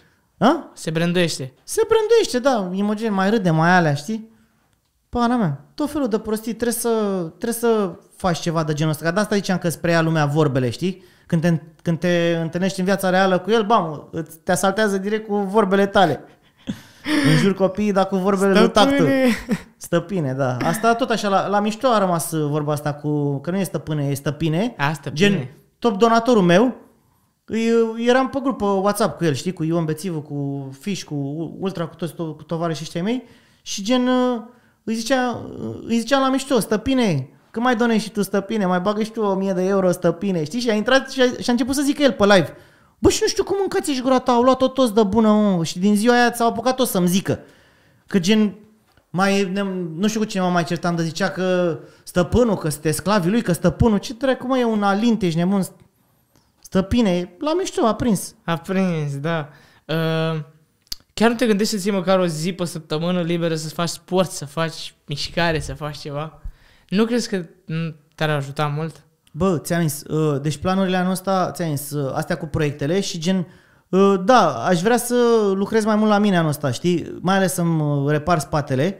Bă, aș face niște sport, frate, dar nu prea, nu știu, e cam nașpa programul ăsta, frate, că gen, fii atent, gen dai drumul la live la 10, pana mea, stai până pe la 4-5, gen când să te duci, gen să te trezești și să te duci. Hai joi cu mine, că eu am programare joi. Și vezi cum e. La ce? La sport? Nu, la chiropractor. La chiropractor? Da, eu merg. Deci, frate, după ce am mers prima oară și am văzut cum... Păi, dar ce mai bagi? Da, ai vreo problemă, ceva sau doar așa de să te menții? Și plus că stau la calculatoră de teorie, gen, îmi face rău și mie. Nu trebuie să stai ani de zile ca să-ți facă rău, știi? Păi da, mă, mergem, nu e problemă. Vorbesc cu el și te pune și pe tine joi, mergi cu mine. Da, frate, da, dacă zici că i-a reparat și lui boierul degetul. Băie, frate, auzi boierul cum era. Deci, din cauza la calculator că stă toată ziua și mixează și face așa de mouse, și a rămas mâna așa. S-a trezit cu ea așa. S-a dus la spital de ăsta privat și o bage în gips, auzi. Și o sună, zi, mă, bărică, du-te aici, dacă nu s-o face, te întorci înapoi la oamenii ăștia. S-a dus el și a zis că dacă eu puneam în gips, mai rău era. Că de fapt trebuia să o miște, nu știu ce. Gândește, a venit cu ea așa și a plecat, uite așa. Avem un story care făcea, gata, merge acum. Gata, e bun rău. Poate omul face minuni, îți dai seama. Bă, să vedem. E bun. Și pe lângă asta cu fizicul, sincer aș vrea, chiar dacă am vorbit acum de curând cu cineva, de zicea că sunt vrăjele astea cu psihologii, știi? Adică gen, cum avem noi impresia generală cu psihologii că sunt vrăjeli, știi? Dar cred că poate n-a întâlnit, n-a întâlnit cineva potrivit. Eu am căutat mulți. Eu am vrut să mă dau bătut după primul. Dar tot îmi reveneau atacurile de panică și am zis, bă, stai mă, ca un mai mult. Da, gen, tu ai făcut de nevoie. Eu unul sincer ți-am zis, n-am nevoie. Dar te ajută mult, bro. Uite, de exemplu, o chestie despre depresie, ce am învățat cel mai mult despre depresie și anxietate, e că corpul îți va spune așa: stai în casă, nu face nimic, așteaptă să treacă. Și au făcut ăștia un experiment pe niște șobolani, auzi cum. Dacă îl bagi într-o cutie, îl electrocutezi, șobolanul e așa leargă, îți dai seama. Dacă faci asta de 100 de ori, 100 de ori, șobolanul se pune așa când îl curentezi și așteaptă să treacă. Același lucru se întâmplă la oameni. Dacă ești expus la anxietate, la depresie, corpul îți va zice, stai, nu te mișca, așteaptă să treacă. Fix aia e cea mai mare greșeală. Dacă nu ieși, gen să te miști, să faci ceva, mai rău te adâncești în treaba asta. Da, ți-am zis, eu n-am probleme de genul ăsta, Doamne ajută deocamdată. Da, mai bine le previi. Nici măcar de preveni nu e, dar e gen... nu știu, încerc să... Hai frate, poate că oricum toată lumea... Nu știu de ce are toată lumea impresia de mine că sunt nebun sau astea. Mă rog, sunt clipurile alea de rage și de astea, dar îți dai, frate, pe internetul ăsta nu poți să te duci. Ești mă duc la cămașe și la costum, hai să asamblăm calculator, așa. Trebuie să le dai oamenilor, asta e cel mai important pe YouTube-ul ăsta, trebuie să le dai oamenilor o emoție, știi? De bine, de rău, de ură, de empatie, de orice, știi? Mă rog, de bine, ar fi bine să eviți să le dai emoții de-astea de ură împotriva altora, dar câteodată, vorba unui prieten, câteodată se simt ei nedreptățiți, știi? Asta e treaba. Și gen doar așa pentru... Poate, dacă poate mă învață psihologul ăsta încă ceva despre mine. Fii atent, știi ce poți tu? Că asta e să faci în vest, ca să nu zici că mergi la psiholog. Performance coach. Gen în care vorbești cu el strict despre, nu vorbești despre problemele tale personale, vorbești despre stresul brandul. Gen și ce poți îmbunătăți, cum să faci lucrurile mai bine, cum... Știi ce zic? Da, n-am nevoie de treaba asta. Că nu poate să mă învețe unul care nu face treaba asta cum să fac lucrurile mai bine. Lucrurile astea poți să le înveți doar de la unul care face treaba asta. 100% sunt de aceeași părere. La nivel, înțelegi? La alții mai mari și mai buni poți să înveți. Categoric, dar se referă la totul altceva. Gen tot de psiholog e vorba. Numai că e pus sub altă denumire ca să sune mai fancy, mai bine. Da, nu știu, ți-am zis, pur și simplu să încerc să văd cum e. Abia aștept poveștile de pe live când o să zici cum a fost la psiholog. Îți dai seama că nu prea ai voie să povestești, știi? Deși eu le-aș înregistra direct, ești nebun. Ai voie, el n-are voie. Psihologul, tu ai voie, n-ai treabă. El n-are voie să zică nici la poliție, gen. Numai dacă a fost o crimă sau ceva, are dreptul ceva. Gen așa, să-i povestești și gen să-mi dea el niște concluzii pe care nu le-am tras eu de unul singur. Știi că până la un moment dat ajungi și îți găsești niște explicații pentru felul în care ești în momentul de față. Dar asta e ideea, să încerci să fii cea mai bună versiune a ta din moment ce influențezi atâția oameni, știi? Tare rău. Mamă, cred că să puneți un stick hunter de la, da, ăsta este ticul zilei. Zi mersi că n-am vreo melodie în cap. Când am o melodie în cap îi zăpăcesc pe băieții mei. Da, melodia aia, și cum mi-a povestit toată de aia. Hai, melodia aia pe fundal cu computer. PC Building Simulator? Dai de capul. Păi da, la început când m-am apucat de live, ți-am zis, mă jucam CSGO și pana mea nu erau atâtea comenzi de calculatoare, că nu eram apărusem de nicăieri, nu mă știa lumea, nici n-aveam following-ul pe care l-am acum și nu aveam comenzi în fiecare zi de făcut calculatoare. Și când aveam comenzi, ne jucam jumate CSGO și după ne jucam, făceam calculatoare în PC Building Simulator, într-un joc. Dar asta era treaba cu jocul ăla, că chiar e 1 la 1 cu realitatea. Adică aceleași probleme pe care le-am întâlnit în jocul ăla, fix problemele alea astea. Nu cred. Ba da, mă, fix, e fix același lucru, cu pasta termoconductoare, cu temperaturi mari, cu praf, cu gen, înveți foarte bine depanare în jocul ăla. Că fix cum depanezi în jocul ăla să vezi ce ți s-a stricat, frate. Ți s-a stricat placa de bază, ți s-a stricat procesorul, ți s-a stricat RAM-ul. Simptomele sunt fix aceleași ca în viața reală, știi? Apeși pe buton, nu se aprinde. De la ce e? S-a ars sursa, bam, înlocuiești sursa, bam, merge. Înțelegi? Mamă, doctor de calculatoare. Păi da, asta zic, că ăștia care sunt pasionați de calculatoare pot să învețe foarte multe din jocul ăla. Și a apărut acum și PC Building Simulator 2, că am upgradat și noi melodia. Și avantajul la jocul ăsta care a fost? Că înainte era melodia din PC Building Simulator 1 și era fără copyright. Și zi mersi decât să stai fără nicio muzică, fără nimic și asta la altă, nu, și asta e fără copyright. Și ne-am upgradat și noi melodiile și am trecut la noua versiune. Și pe aia o ai pe repeat așa? Păi eu am pe repeat, dar nu e o singură melodie, gen e o oră, e o oră. E o compilație de mai multe melodii de o oră. Mă rog, acum am luat abonament de ăsta de la Epidemic, dar nu prea am găsit cine știe ce melodie. Am luat și eu, dar nu, chiar sunt slabe rău acolo. Păi ce vrei, frate, să melodii fără copyright de la artiști mai necunoscuți, îți dai seama, nu? Și pana mea, mai găsești, e acolo, uite, bagă Tropical Bangers, care e destul de chill, așa. Și am mai căutat melodii de asta hip-hop rap de la vechi, boom bap de la de... Mai ascultai așa, știi, să vorbească ea, da. Băieții aia de culoare. Da, și n-au copyright. Păi dacă îți listezi tu canalul pe Epidemic Sound acolo, când îți iei abonament lunar, îți listezi canalul și îți dă whitelist, cum ar veni. Că gen dacă le pui, mă rog, am luat și de voie și de nevoie, că editorul meu a pus pe unul dintre vlogurile alea din Anglia, a pus o melodie de aia de la Epidemic, știi? Și când l-am uploadat mi-a apărut direct acolo. Copyright Epidemic Sound, știi? Și a trebuit să iau abonament și l-am pus la wishlist și după totul a fost ok. Am înțeles. Ai văzut probleme cu închisul canalului cu astea? Până acum, nu, am primit un strike. Avertisment sau strike? Nu, strike direct. Un strike absurd am primit, dar nu era atât de absurd pe cât credea. Până la urmă i-am făcut și un băiat calculatorului, un calculator băiatului ăla, un strike de la Canal D. Mă uitasem, dacă îți vine să crezi așa ceva, mi-a dat strike că mă uitasem la un trailer de 40 de întrebări cu Denis Rifai. Bă, doar la trailer. Înțelegi? Gen era, nu mai știu ce invitat era acolo și la ăla mă uitasem. Și eu credeam că am făcut tot așa, am făcut în decembrie sau nu mai știu când am făcut, un caritabil pentru un băiat care de pe TikTok de avea o singură mână și îmi trimisese el niște clipuri de ale lui când a apărut la televizor. Știi? Și credeam că de la alea mi-a dat avertisment, știi? Dar până la urmă am ajuns la băiatul ăsta de la Canal D care era responsabil de astea și i-am zis, bă frate, ăsta sunt, mă urmărea și el, adică nu m-am uitat la emisiune, nu m-am uitat la nimic, eu credeam că e pentru cauza aia caritabilă, dar de fapt era pentru... Și ți l-a scos? Mi l-a scos manual, foarte frumos din partea lui, ți-am făcut și un calculator, până la urmă toate bune și frumoase când se termină cu o vânzare de Eu nu știu de ce mi l-au închis mie, frate. Deci n-aveam niciun strike. Dar ce ai pățit? Cum? Cu asta nu înțeles. Cum ți l-a închis ție, frate, din senin? Deci fii atent, am dat drumul la live, m-am jucat pe Keydrop, m-am mai jucat niște CS, închid live-ul și după aia îmi dă mesaj moderatorul meu, știi? Zice, bă, nu mai există canalul. Și bă, n-are cum. Și primesc mail la el, nici măcar nu scrie în mail-ul ăla. De ce, Dar frate? tu aveai monetizarea activată, nu? Gen, ți-ai activat monetizarea, că gen monetizarea poți să o activezi după 1000 de view-uri și ceva de genul ăsta. Da, aveam și membri. Aveam 150 de membri. Dacă aveai membri, clar aveai monetizarea activată. Că gen, pana mea, că monetizarea aia ce înseamnă? Aia te cam face partener, știi? Da. Se mai uită la tine de vreo 2 ori înainte să te închidă direct. Da, și fără niciun strike pe canal, mi l-a șters. Și nu scrie mail nimic. Le-am dat mesaj pe Twitter asta. Da, l-am scris, a zis că câteva zile să aștept să soluționeze. Și câte zile au trecut? 3. Și nimic. S-ar putea să îi dea reinstate, frate, dacă n-ai primit niciun avertisment, niciun nimic. Nimic, frate, să-l șteargă așa. Da, mă, ce ai, că și eu, câte nenorociri am mai făcut și eu aici de mult pe canalul ăsta, s-au făcut nenorociri, dar ce vrei, mă, bă, asta se consumă în țara românească, circ, ești nebun. Adică, uite, am fost la câteva live-uri pe tine unde s-au auzit câteva melodii și am primit eu de-aia că e demonetizat pentru că s-a auzit ăla, știi, probabil la tine tu aveai Epidemic Sound-ul. Nu, n-aveam... nu știu, eu am luat, știi, am luat ăla. Dar ce am făcut? Am șters în videoclipul, am șters sunetul de tot pe partea de... Da, la mine și care e problema? Că gen poți să editezi dacă e sub 5 ore, cred, știi? Și tu poate aveai live-ul mai scurt de 5 ore. Live-urile mele în general depășesc 7 ore și de la 7 ore nu mai poți să... Nu, ăla nu era de 5 ore. Gen, alea nu erau, nu. La început făceam de 12 ore de nebun.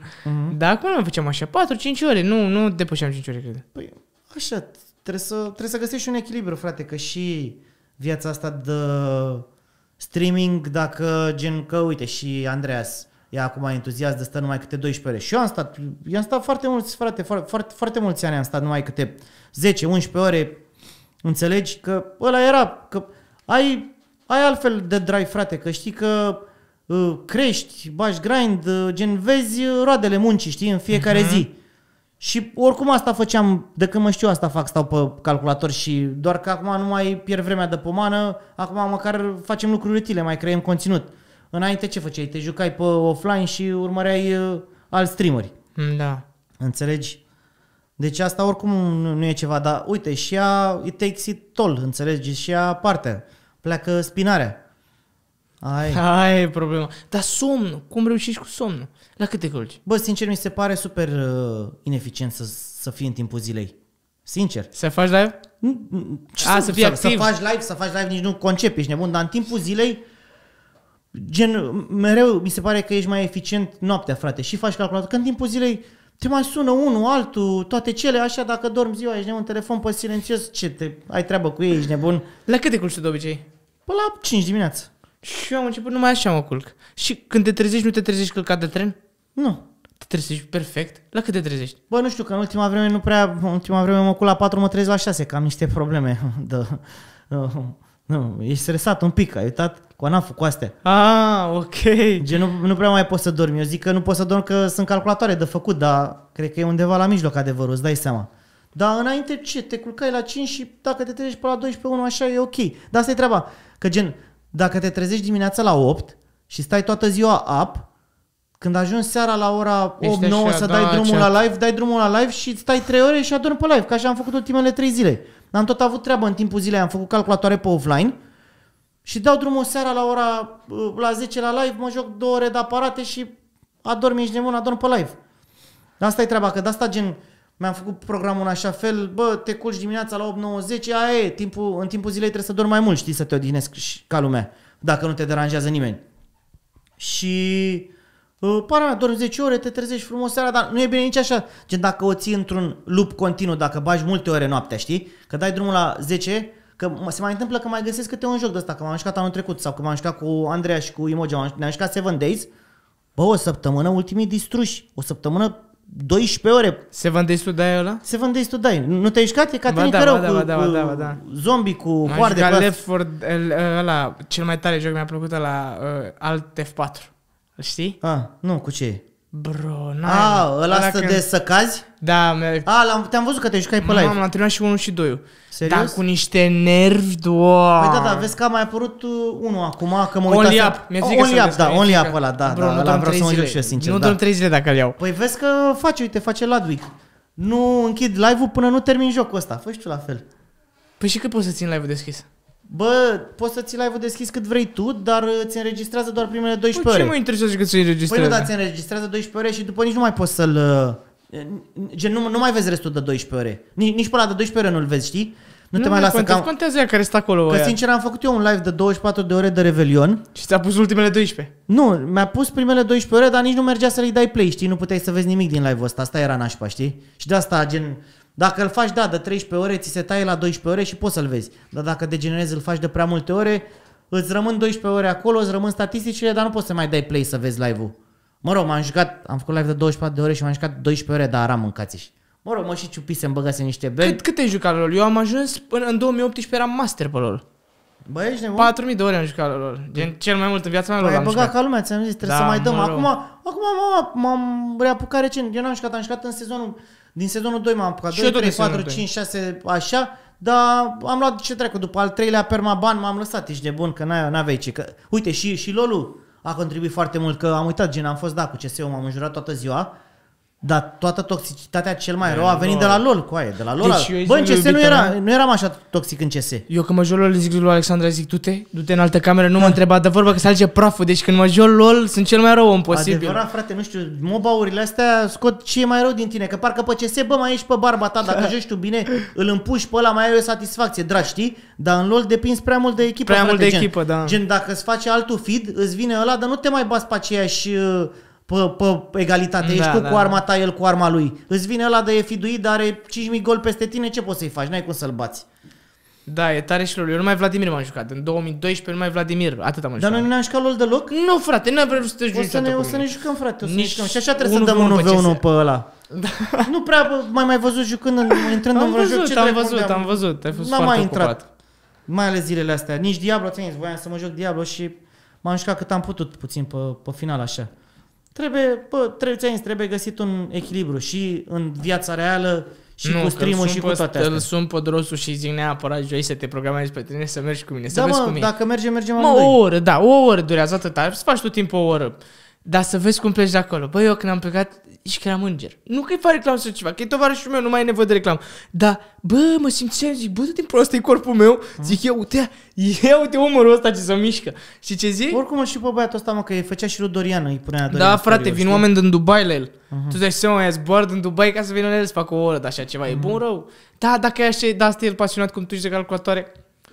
Foarte bine, frate, foarte bine. Asta trebuie să facă fiecare, să-și găsească o pasiune și să încerce să o monetizeze, frate. Dar nu să, gen, mai întâi să te specializezi, să faci treaba aia cât mai bine, fiindcă e pasiunea ta și după aia, din moment ce o să o faci foarte bine, banii ori să vină de la sine. 100%. Orice lucru, dacă te apuci, gen, mai ales de-astea de media, știi? Te apuci, hai frate, să facem o melodie, să facem bani din ea, ești nebun? Nu o să iasă. Niciodată. Nu trebuie gândit așa conceptul. Așa că și mai mulți artiști care sunt la început, am văzut o grămadă de artiști la început, care direct gândesc, fac bani mulți, eu aia vreau să fac bani mulți. Zic, bă, mă, pula mea. Mai întâi fă dă-și tu un pic grind, dă-și tu un grind, învață și tu un pic despre ce e vorba, învață și tu un pic marketing, social media, bla bla bla. După aia te faci artist să faci bani. Nu pleci tu din prima că vrei bani mulți. Da, e greșit conceptul ăsta, dar îți dai seama. Și oricum, per total, nu banii aduc fericirea. Crezi că banii aduc fericirea? Da. Da? Da. Ce-ți cumperi? Să-mi cumpăr și eu, poate vine și la mine fericirea. În toate cărțile de dezvoltare financiară se precizează faptul că oamenii care cred că banii nu aduc fericirea, n-au destui. Știi de ce se zice asta? Pentru că se creează un tipar financiar. Fii atent, să te explic o chestie. Autorul unei cărți care mie mi-a plăcut foarte mult, Secretele minții de un milionar se numește, a fost la o cină în familie și la cina aia era pieptul de pui făcut foarte mic în tigaie. Și ăsta cu zice, de ce ai făcut pieptul așa de mic? Și asta femeia zice, am învățat la mama. Ăsta o sună pe măsăle, o întreabă, bă, doamnă, de ce făceați pui așa? Că așa am învățat la mama. Bă, ăsta nervos, după 2 săptămâni se duce la străbunica și întreabă, de ce era așa? Că aveam tigaia prea mică și nu încăpea ăla. Din generație în generație să transmis chestia asta, gen că trebuie să facă puiul mic. Fiindcă la început nu avea tigaia suficient de mare. Da, dar ea n-a spus că nu are suficient de mare, doar a predat asta mai departe. Același lucru e și în tiparul financiar, știi? Și părinții noștri ne fac să ne limităm. Ne limitează fără să-și dea seama. Ei nu vor să facă asta, dar la fel au învățat în precedent, corect? Gen, fără să-și dea seama. Și asta cu fericirea, gen, bă frate, oricât de trist ar face să facă, că necesită anxietate, stres ca să ajungi să faci bani, necesită o grămadă de chestii de astea care nu-ți fac bine. Bă, dar eu când o văd pe mama fericită, nu știu, asta mă face pe mine fericit, să știu că pot să-i cumpăr ce vreau, să știu că dacă are nevoie ceva pot să-i cumpăr. Păi știu cât de fericit mă faci, pot să stau să plâng în casă de nervi că nu mi-ies afacerile. Dacă îmi fac asta pentru mama, îmi dă toată fericirea din lume. Știi ce zic? Sau mai e chestia că eu vin dintr-o familie super modestă, știi? Dintr-un sat din județul Olt. Și eu în familie mereu am văzut iubire. Dar mereu era ruinată iubirea aia din cauza banilor, știi? Și acum când am crescut, eu n-am mai stat să caut gen să-mi întemeiez o familie și asta. Eu doar bani văd. Știi ce zic? Poate e o problemă. Dar eu cred că banii aduc fericirea, frate. Bă, știi care e treaba? Că oricum, cu cât faci mai mulți bani, cu atât cheltui mai mulți bani. Categoric.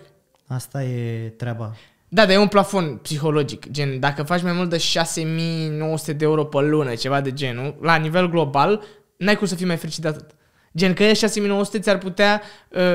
zici că e pragul ăla, da. E pragul ăla, gen. Gen pragul ăla de știi, bă, că ai bani și stai liniștit și n-ai nicio grijă. N-ai nicio factură, de mâncare, de animale, de tot ce vrei tu, ai, știi? Ce e peste... Pragul ăla de zicea Țiria că te duci la restaurant în meniu și nu te mai uiți cât costă prețul, știi? Da, atunci știi că ești un om bogat. Da. Și nu ți se pare un sentiment tare? Mie, când am început să fac bani să nu mă mai gândesc că trebuie să plătesc chiria, eram, făi de timp, ce tare. Nu mă mai gândeam la asta. Da, pana mea, nu știu, habar n-am. Nu știu, mie mi-au adus numai belele, dar poate unde am și, gen, nu neapărat că, gen, au fost mereu bani, situație medie, nu să zici că a fost sărăcie sau bogăție vreodată, știi? Dar, gen, stilul meu de viață ăsta, ce trec, îmi comandă pe Glovo, îmi comand, gen, da. nu sunt eu tu ești și așa avar, îi strângi așa. Nu că sunt avar, nu că îi strâng coaie, păi eu cred că cheltui bani pe lună de coaie. Tu n-auzi că eu le dau la niște necunoscuți 3.500 de euro din banii mei, ești prost? Tu zici că sunt avar? Da, la gen, tipă. De dat drumul la bani, dau drumul la bani la foarte multe lucruri, știi? Dar gen, eu am stilul ăsta al meu, eu sunt cu calculatoarele, cu gaming-ul, cu astea, știi? Pentru mine ce fac? Nu știu ce să fac, muncesc. Nu știu ce să fac pentru mine, ești nebun? Mergi la chiropractor, te rog. Păi asta zic, măcar așa să mai investim acum în mine, că nu-mi plac nici hainele scumpe, nici bijuteriile, nici ceasurile, nici nimic, ești nebun. Mie ce-mi plac calculatoarele. Te-au de la Capodopera, te fac trepstar. Să mă faci trepstar, adică mergem să ne facem trepstar, ești nebun. Bă, nu crezi niciodată, bă, n-am nimic cu oamenii care, poate așa sunt, am cu oamenii care gen nu-și permit și gen cumpără de dragul de a se integra în anumite anturaje, știi? Da, asta tot vina noastră. Bine, nu a ta, a influencerilor. Pentru că o fac să pară atât de normal și să te excludă dintr-o parte doar văzându-te pe tine, așa, gen, te face să te simți exclus, gen, promovând, că ei nu promovează ca și cum ei să simt bine hainele alea. Ei promovează că sunt pulă ca au hainele alea, știi ce zic? Păi da, dar asta e treaba, că gen, eu vin din altă generație, știi? Nu, pe vremea mea nu se suferea de haine, se suferea nici de Adidas, ești nebun, dar ce Adidas? Se sufereau că se luau Nike-uri pe vremea aia, ești nebun, de 5 milioane. Ala era, ești nebun. Cu ea nu mi-a luat niciodată o pereche de Adidas mai scumpă de 2 milioane. Nu cred. Ce mai ești idiot? Pentru ce dracu, ce faci? Pasul mergi mai repede dacă ai? Fără Caterinca. Bă, frate, nu cred. Nu, ce-i? Da, ai încercat măcar vreodată? Nu. Și eu eram împotriva hainelor scumpe, dar tocmai pentru că fiind țărac nu aveam. dacă ne-am început să-mi iau și să văd ce bine mă simt în ele, gen, pur și simplu că mă simt, nu mă interesează cine mă vede. Mă simțeam eu mai bine, frate. Da, nu știu ce să zic, poate o să încercăm, vedem, dar... Hai să facem un vlog în care mă lași pe mine, eu plătesc, mă lași pe mine să-ți fac un outfit. Hai mă, lasă-mă, că și așa m-am întâlnit cu Georgescu la aeroport și l-am luat direct, i-am făcut outfit check. De unde vii, bă, Georgescule? Ți-ai deschis magazine, ești bogat al dracu. Da, mă, facem, nu e problemă. Bă, ți-ai zis, nu știu, că și asta era una dintre rezoluțiile de anul ăsta, să ne băgăm la creație cu mai multe colaborări. Că ți-ai zis, eu mereu am fost cu modul că nu colaborări, știi? Bă, ai dreptate. Și mai ales cu cum ai zis tu, la influencer la început de drum, știi? Faci mare pe cine nu știi că merită. Bă, după li se urcă în cap. Băi, frate, îți povestesc după live ce am părțit eu acum vine cu lumea cineva. și mi se urcă mie în cap de... Că gen, nu-mi place, știi? Nu-mi place să mă țigănesc, dar abia aștept. Abia aștept să vină să-mi scoată unul...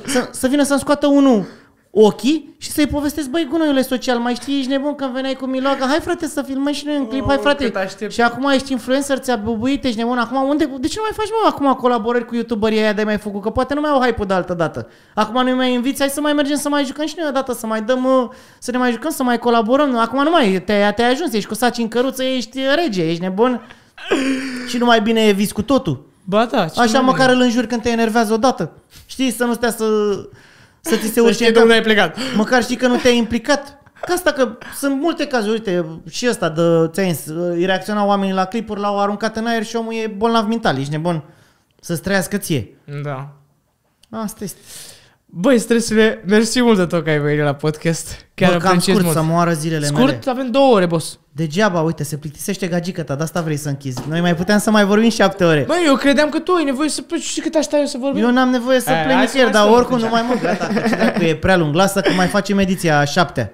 Facem ediția când mergem să-ți facem outfit. Facem ediția să bârfim youtuberii, că acum deocamdată n-am bârfit niciun youtuber, doar fără să dăm gândeam că vrei să evităm. Ce? Mai facem una în care îi bârfim pe toți. Păi da, dar trebuie să mai pui un microfon și să vină și Imogea. Gata. Că e facem. Cu Imogea că mă apuc, mă bârfim youtuberii aia, nu scapă unul. Eu mi imaginez cum ar fi, fii atent ce facem. Îl punem pe Imogea aici, tu acolo și faceți voi 2, 1.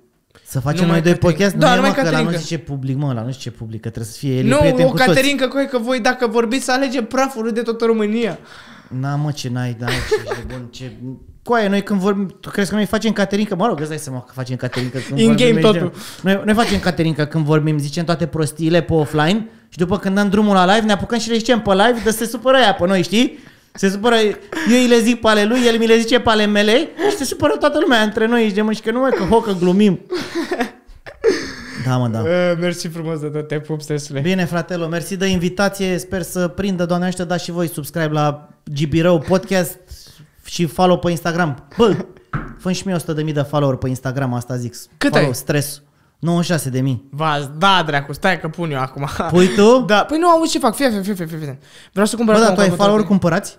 Nu, că eu am făcut un mare trend pe TikTok. Aveam pe hashtag-ul meu 600 de milioane de vizualizări. Mamă, sunt multe, că și eu, nu știu, pe și făceam 60 de milioane de vizualizări pe lună, gen. Nu pe hashtag, doar vizualizări. Au și am făcut. Dar ți-a șters și contul de TikTok? Da, și ăla, că am postat câinele. Și auzi că violență... Ai postat câinele? Da, tot ce făceam în ultima perioadă, că eram pe pastile, îmi filmam cățelul, mi-era drag de el. Îl filmam și puneam pe TikTok și mi-am închis contul de 600.000. Da, auzi cum am făcut 600.000. Păi da, îi făceai ceva la câinele ăla? Și trecut să-i famă îl urmăream. Ce frumos ești, dacă numai atât, acolo. Serios? Da, și mi-au închis. Am încercat tot ce era posibil. Nu mi-l mai dau înapoi. Cum o să nu te lase să-ți filmezi câinele? Da, frate, nu știu ce au cu mine. Păi și înainte de asta l-am avut închis de 18 ori. Mamă, mi se pare rasism să nu te lase să filmezi un câine, dar să lase toate cățelele alea. Mamă, ce dumă! Și auzi cum am crescut eu. Gen, mă filmam la sală când făceam flotări și scriam pe ăsta, rege bagă 10 flotări. Gen, în societatea din ziua de azi cel mai rău lucru e că sunt chestii de-astea de superioritate și minoritate. Ăștia care sunt mai mici, n-au mușchi, n-au gagici, când îi văd pe ăștia mai mari, zic, sunt șmecheri, știi? Le dă superioritate, le dă din prima superioritate. Și cumva pe mine mă vedeau superior copiii, gen, că făceam sală, aveam și tatuaje și astea, scriam rege bagă 10 flotări și ce dam superioritatea mea, îl făceam pe el să se simtă că, bă, stai un pic, ăsta mă face pe mine rege, hai să bag 10 flotări. Am văzut treaba asta, și că îi motivai pe oameni să facă sport, ziceai. Da, 600.000 de următori, de acolo am făcut. Știi care e ultimul challenge-ul tău? Să mă faci pe mine să fac sport.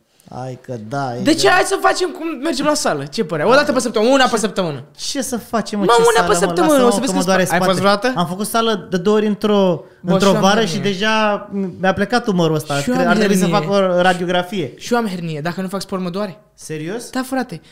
Mușchii spatelui, gen lombarul, își ține coloana vertebrală. Dacă ăla e weak, Păi da, toată asta greutatea mi-a e zis și pe mie. coloană. Asta mi-a zis și mie. De asta mușchiul spatele. trebuie. De asta trebuie. Hai o dată pe săptămână să mă refăs timp, în 2-3 săptămâni când scap tu de asta. Mergem și eu o dată mergem la sală, dacă nu-ți place, nu mai mergem niciodată. Vedem, fra, vedem. Să vezi cum te motivezi, să vezi performance coach la sală. A, da? Dar tu știi toate astea, a? Ești ca Fac instructor de 8 de ani, fitness, fac a? de 8 ani. A, bun. Mergem o dată. Da. Te-am pupat. Hai.